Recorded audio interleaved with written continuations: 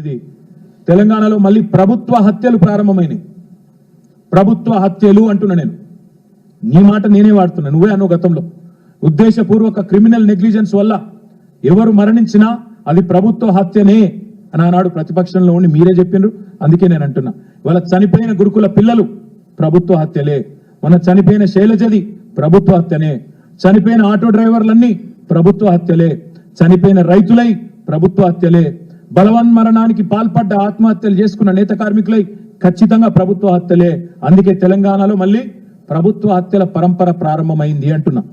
మేము గురుకులాల్లో ఉన్న పిల్లలను ఎవరెస్ట్ ఎక్కించినాం, నువ్వు వాళ్ళని పాడెక్కిస్తా ఉన్నావు. ఇంతకంటే నీచం ఇంకోటి ఉంటుందా? ఇంతకంటే నీచమైన ప్రభుత్వం ఇంకోటి ఉంటుందా? కనీసం పిల్లలకు బువ్వ సక్కగా పెట్టలేక మా ఆర్ఎస్ ప్రవీణ్ కుమార్ మీద ఏడుపులు, ఆయన కుట్ర చేసిండట, నేను కుట్ర చేసినమాట. సిగ్గన్నా ఉండాలా కనీసం మాట్లాడడానికి. ఇదో ప్రభుత్వం, మీదో బతుకు. మేము ఇవాళ మీ ముందు మీతో పాటు మొత్తం రాష్ట్ర ప్రజల ముందు కొన్ని విషయాలు స్పష్టంగా చెప్పదలుచుకున్నాం. ఇవాళ రేవంత్ రెడ్డి గారి దిక్కుమాలిన ప్రభుత్వం చెప్తున్న దివాలాకోరు మాటలకు ఇవి సమాధానాలు. ఆర్బీఐ లెక్కలు, సోషియో ఎకనామిక్ సర్వే లెక్కలు నాయిగావు. మేము 10 ఏళ్లలో ఏం చేసినాం అంటాడు. తెలంగాణ 10 ఏళ్లలో కేసీఆర్ ఏం చేసిండు? ఈ సన్నాసి మాటలు మాట్లాడేది. మేము దివ్యమైన తెలంగాణగా మేము మార్చినాం, లెక్కలతో సహా నేను చెప్తా. 10 ఏళ్ల ప్రస్థానంలో స్వరాష్ట్రంగా మారడమే కాదు, అసలు వీళ్ళకు పరిపాలన వస్తుందా, తెలంగాణలోకి అంత సీనుందా అని మాట్లాడిన వాళ్ళందరూ నోర్లు ముయించే విధంగా ప్రగతి శిఖరాలను అందుకున్నది తెలంగాణ కేసీఆర్ గారి నాయకత్వంలో. విఫల రాష్ట్రం అవుతుందని చెప్పి పిల్లి శాపాలు పెట్టిన సన్నాసుల నోర్లు ముయించే విధంగా అద్భుత విజయ తీరాలను చేరుకున్నది తెలంగాణ.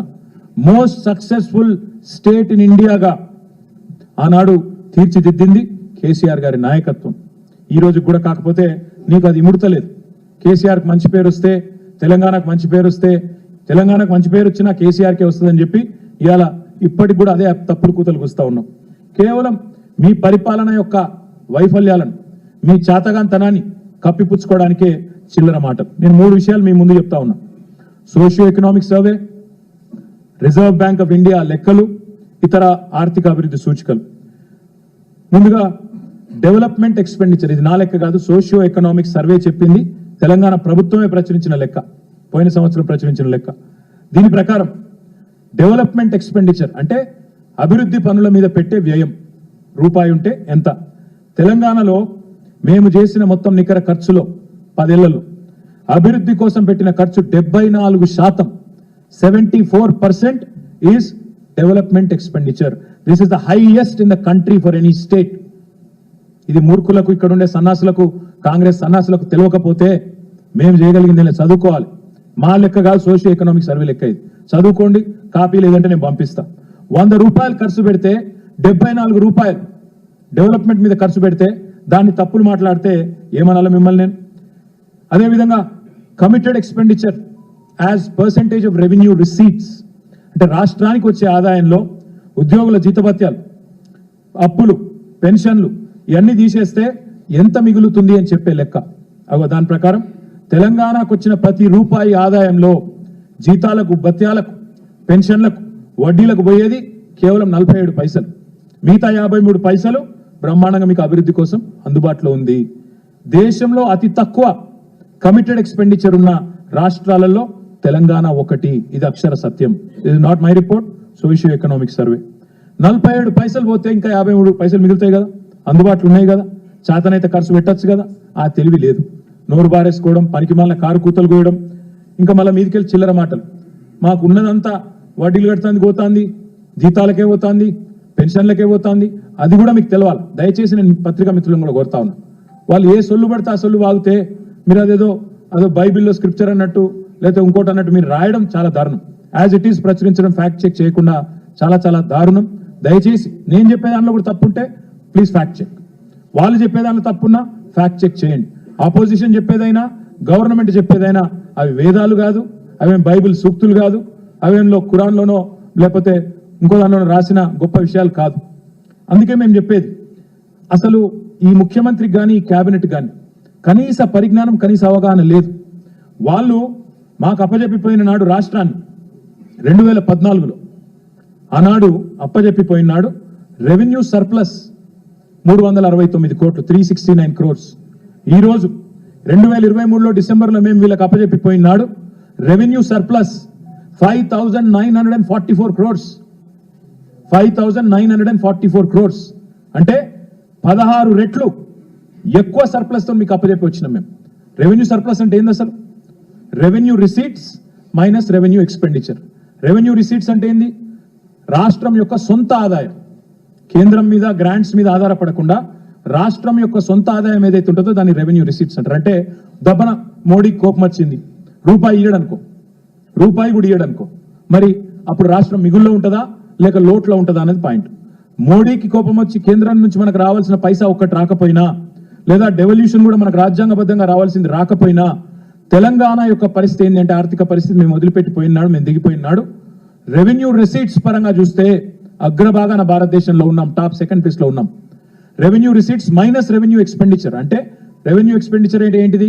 శాలరీ, ఉద్యోగుల జీతభత్యాలు, డిఏలు, వాళ్ళకిచ్చే ఇంక్రిమెంట్లు, అదేవిధంగా పెన్షనర్ల పెన్షన్లు, అన్నిటికన్నా ముఖ్యంగా రాష్ట్రం చేసిన అప్పులకు, రాష్ట్రానికి ఉన్న అప్పులకు కట్టే వడ్డీతో సహా ఇవన్నీ, అండ్ సబ్సిడీలు, ఇవన్నీ తీసేసినాక కూడా రెవెన్యూ రిసీట్లకు వెళ్ళి రెవెన్యూ ఎక్స్పెండిచర్ తీసేసినాక మేము దిగిపోయినాడు 5,944 కోట్ల రెవెన్యూ సర్ప్లస్ తో అప్పచెప్పినాం. అందుకే నేను అనేది, ఇప్పటి నుంచి ఎవరైనా తప్పుడు కూతలు కూస్తే మేమేదో వాళ్ళు కనీసం వడ్డీలు కట్టలేక అప్పుల పాలైపోయి జీతాలు ఇవ్వలేక అంటే, అయితే మీకు బడ్జెట్లో ఏం పెట్టినో అదన్నా తెలియదు, మీరు పెట్టిన బడ్జెట్లో ఏముందో మీకే తెలియదు. మీ రెవెన్యూ మంత్రి పెట్టింది ఇప్పుడు లెక్క, నేను చెప్పింది కాదు. మీ ఫైనాన్స్ మినిస్టర్ పెట్టిన లెక్క ఇది, డిప్యూటీ సీఎం పెట్టిన లెక్క. మొన్న బడ్జెట్లో 5,944 crore అన్ని ఖర్చులు పోను, రాష్ట్ర సొంత రెవెన్యూ, సొంత ఆదాయం మైనస్ జీతాలు, భత్యాలు, వడ్డీలు, సబ్సిడీలు పోతే మిగులు ఉంది అని చెప్తా ఉన్నారు. మరి మీరు ఎందుకు ఈ తప్పుడు కూతలు కూస్తున్నారు? నేను ఇంకొక మాట ఇక్కడ చెప్తా ఉన్నా, ఎంత గోబెల్స్ మాటలు అంటే, ఇంత పెద్ద ఎత్తున సర్ప్లస్ తో అప్పచెప్పిపోతే చిల్లర మాటలు. 7 లక్షల కోట్ల అప్పులు. ఈ 7 లక్షల కోట్ల అప్పులు అనే దానికంటే అంతకంటే పెద్ద అబద్ధం ఇంకోటి లేదు. నిజానికి అబద్ధానికి అంగిలాగు దొరికితే ఇప్పుడు అనుముల రేవంత్ రెడ్డి అవుతాడు. అబద్ధానికి అంగిలాగు దొరికితే అనుముల రేవంత్ రెడ్డి అవుతాడు. గింత చిల్లరనా ఒక ముఖ్యమంత్రి అంటాడు? కేసీఆర్కు 1000 ఎకరాల ఫామ్ హౌస్ ఉందట. నువ్వు ముఖ్యమంత్రివా లేకపోతే రియల్ ఎస్టేట్ బ్రోకర్వా? నాకు తెలియక అడుగుతా. 1000 ఎకరాల ఫామ్ హౌస్ ఉందా కేసీఆర్? నీ దగ్గరనే ఉంది కదా మొత్తం రెవెన్యూ రికార్డ్స్, తీ బయట పెట్టు. కేసీఆర్కు 1000 ఎకరాల ఫామ్ హౌస్ ఉంటే నీకు రాసిస్తాం, చలో నిజంగానే ఉంటే చూపెట్టు, బయట పెట్టు. సిగ్గు శరం ఏమైనా అనుకుంటారేమో అనే ఇంగితం ఏది లేదు. ఏది పడితే అది ఉర్రాలే, మీడియా మేనేజ్ చేయాలి, నా డబ్బాలో వచ్చినట్టు చూసుకోవాలి, యూట్యూబ్లలో ఆన్లైన్లో చిల్లర ప్రచారాలు చేయాలి, అంతే. 7 లక్షల కోట్లు కూడా అసలుంటిదే చిల్లర ప్రచారం. మళ్ళొక్కసారి చెప్తా ఉన్నా, తెలంగాణ ప్రభుత్వం ఈరోజు మీకు ఒక మాట స్పష్టంగా చెప్పాలి. ముందు ఏ రాష్ట్రమైనా తన యొక్క ఆస్తులు, అప్పులు రెండిటి పరిగణలోకి తీసుకొనే అప్పిచ్చేవాడు అప్పిస్తాడు. ఆ రాష్ట్రం యొక్క పరపతి ఏందని బట్టి దాన్ని డెట్ జిఎస్డిపి రేషియో అంటారు. అప్పు మరియు మీ జిఎస్డిపి, మీ రాష్ట్రం యొక్క స్థూల ఆదాయం, ఈ రెండిటి పరిమాణాన్ని తీసుకొని, నిష్పత్తి తీసుకొని దాని ఆధారంగానే ఎవడన్నా అప్పిస్తాడు. ఇవాళ తెలంగాణ భారతదేశంలోనే హైయెస్ట్ ఫిజికల్ ప్రూడెన్స్ ఉన్న రాష్ట్రాల్లో తెలంగాణ ఒకటి. అత్యల్పంగా డెట్ జిఎస్డిపి ఉన్న రాష్ట్రాల్లో కింది నుంచి ఉంటాం మనం 4వ-5వ స్థానంలో. మీరు చూడండి ఒక్కసారి కాంగ్రెస్ వాళ్ళ లెక్క. పంజాబ్ రాష్ట్రం మొన్నటిదాకా వీళ్ళే పరిపాలించారు రాప్ కంటే ముందు. అక్కడ డెట్ జిఎస్డిపి రేషియో 44.1%. మొన్నటిదాకా కాంగ్రెస్ పరిపాలనలో ఉన్న పంజాబ్లో 44.1% డెట్ జిఎస్డిపి.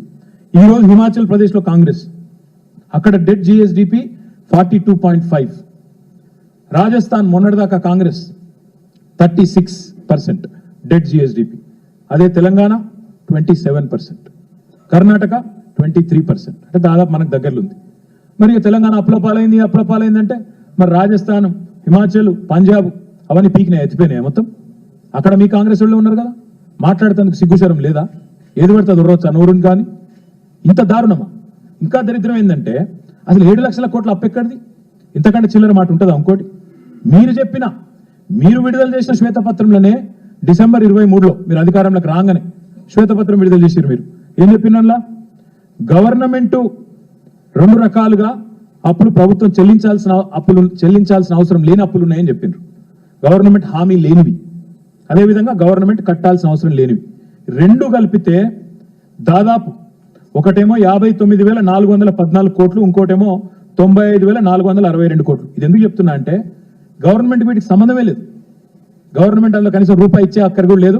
ఆ కార్పొరేషన్లు కానీ ఇండిపెండెంట్ కార్పొరేషన్లు అవన్నీ కూడా వాటికి పరపతి ఉంది కాబట్టి ఇస్తారు. కేవలం గవర్నమెంట్ అనేది గ్యారెంటర్ ఉంటుంది అంతే. దాన్ని కూడా అప్పు అప్పు అప్పు అంటే నువ్వు రూపాయి కట్టేది లేదు అక్కడ. ఈ రెండు కలిపితే 1,54,876 కోట్లు. నువ్వు చెప్పే 6,71,000 కోట్లు అనేది పచ్చి అబద్ధం. జోసెఫ్ గోబెల్స్ ను మించిపోతున్నావు. అందుకే చెప్పేది ఈ రెండు తీసేస్తే 1,54,000 కోట్లు ప్రభుత్వం అవసరం లేని కట్టాల్సిన అవసరం లేని అప్పులు. ఈ రెండు 1,54,000 కోట్లు. అది పోను మా ప్రభుత్వం వచ్చిన నాటికే పాత అప్పు ఏదైతున్నదో 72,658 కోట్లు. మా ప్రభుత్వం వచ్చే నాటికి 2014. సో 72,658 ప్లస్ 1,54,000 కోట్లు ఇవి తీసేస్తే మిగిలిందంతా 4 లక్షల చిల్లర కోట్లు, 4,20,000 కోట్లు. ఇక దీనికి వీళ్ళ బిల్డప్ ఏదో జరిగిపోయింది. ఇప్పుడే నేను చెప్పిన మరి తెలంగాణ రేషియో డెట్ జిఎస్డిపిలో 27, పంజాబ్ది 44, రాజస్థాన్ 36, హిమాచల్ 42. ఇది నీ కాంగ్రెస్ ప్రభుత్వంలో ఉంది కదా. మరి వాళ్ళు మనకంటే 15%, 17% ఎక్కువ ఉంటే వాళ్ళు మొత్తం ఎత్తిపోయిన దుకాణం బంద్ చేసుకుంటారు రేపు. ఇంతకంటే దారుణం ఉంటుందా అబద్ధం చెప్పడంలో? దయచేసి ముఖ్యమంత్రి అనేది అప్పుల గురించి కాదు, నీ తప్పుల గురించి ఇలా ప్రజల్లో చర్చ జరగాల్సిన అవసరం ఉంది. అప్పుల గురించి తప్పుడు కూతలు కూయడం మానేయి. అయినా నేను